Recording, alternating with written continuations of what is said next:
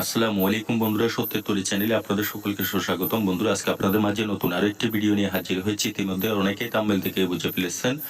আপনি যদি তন্ত্র মন্ত্রের প্রতি আগ্রহী হয়ে থাকেন, অবশ্যই আমার সত্যের তরী চ্যানেলটিকে সাবস্ক্রাইব করে পাশে থাকা বেল আইকনটি বাজিয়ে দিবেন। বন্ধুরা, আজকের ভিডিও শুরু করার আগে আপনাদেরকে একটা তান্ত্রিকের সাথে পরিচয় করাই দিব।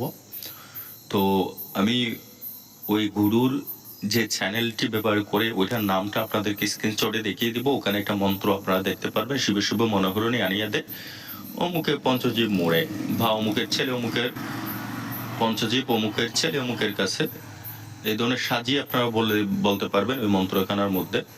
তো এই বিষয়টা আমি এই কারণেই তুলে ধরলাম যে ওই চ্যানেলের ভিতরে আপনারা ঢুকে দেখবেন ওই মন্ত্রখানা কি উনি আগে দিয়েছেন নাকি আমি আগে দিয়েছি।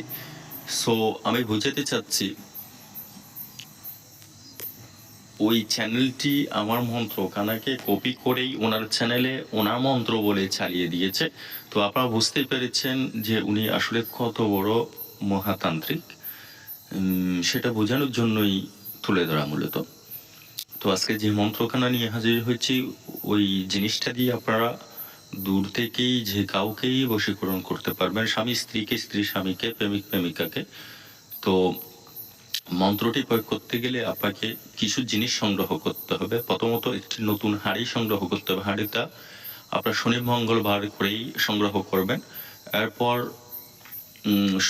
বালি সংগ্রহ করবেন, সরিষা আর বালি একসাথেই মিশ্রিত করবেন। এগুলো সংগ্রহ হয়ে গেলে আপনি উক্ত সরিষা আর বালির উপর যে মন্ত্রখানা আমি দিব, ওই মন্ত্রকে 7 বার পাঠ করেই 7টি ফুঁক দিবেন। দেওয়া শেষ হয়ে গেলেই আগুন জ্বালাবেন আপনারা। আগুনের মধ্যে ওই পাতিলটাকে বসিয়ে দিবেন, তার মধ্যে ভালি আর সরিষা দিয়ে দিবেন। ওগুলাকে কমপক্ষে 30 মিনিট আগুনে গরম করবেন।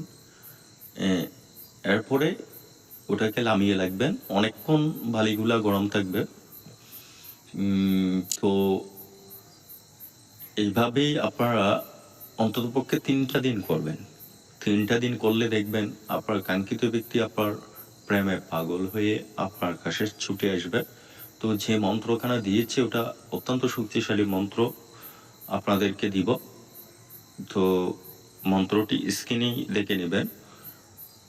তার মধ্যে আরেকটি কথা বলা বাহুল্য, যারা আজকে মন্ত্রখানা দিয়ে কাজ করতে চান তারা সকলে কমেন্টে আমার কাছ থেকে অনুমতি নিয়ে নেবেন।